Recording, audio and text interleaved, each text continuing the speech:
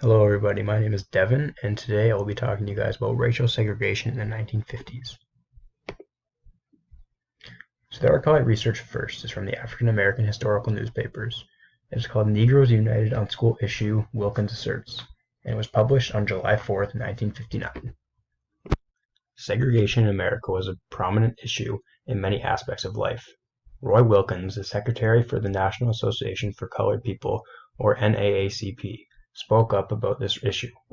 There was a time when Southern white people could have split the Negro population down the middle on any issue like this. This has not been true on desegregation. We have been united.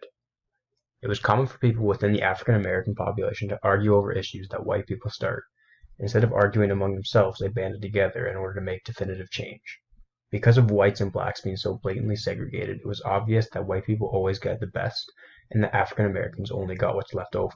While attending school, white people got the new uniforms, new textbooks, and new tools, while black people would get the torn clothes, outdated textbooks that white people already used, and they were not treated as equals.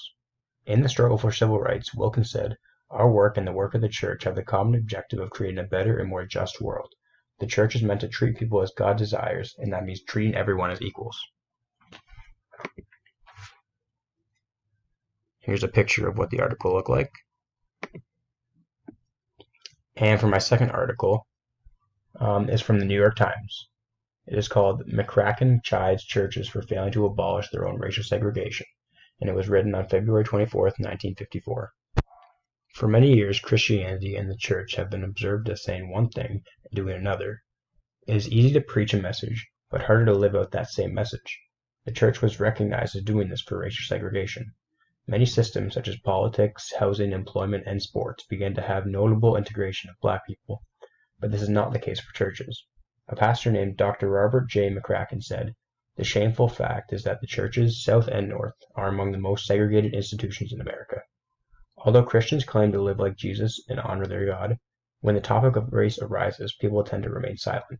This challenges people with beginning to learn more about what it means to be a Christian, instead of ignoring the racial injustice altogether.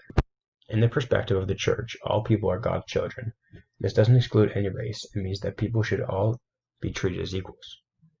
McCracken said, "The greatest contribution we can make to the improvement of racial relations is that we ourselves should have the mind and spirit of Christ."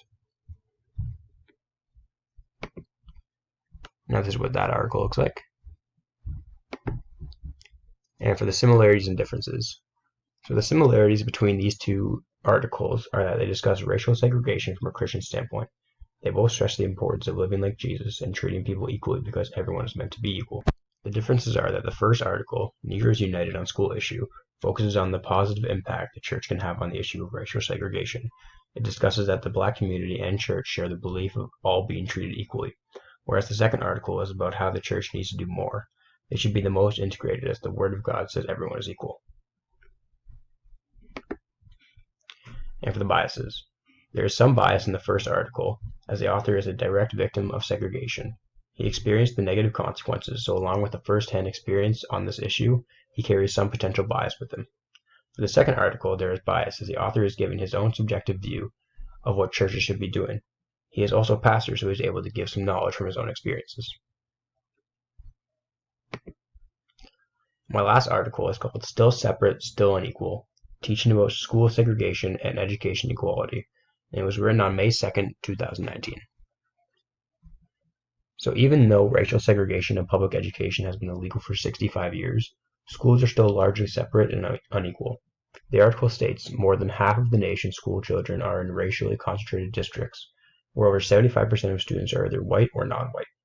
Even though the history of segregation was important and taught to many students, there is no teachings about current segregation in schools.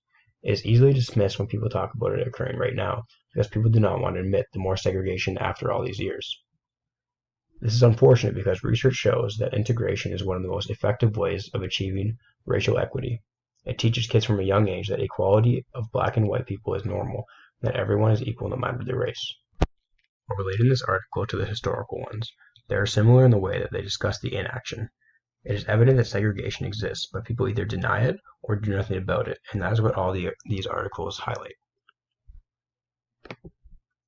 And this is a picture of this article. And thank you for listening to my presentation. Have a great day.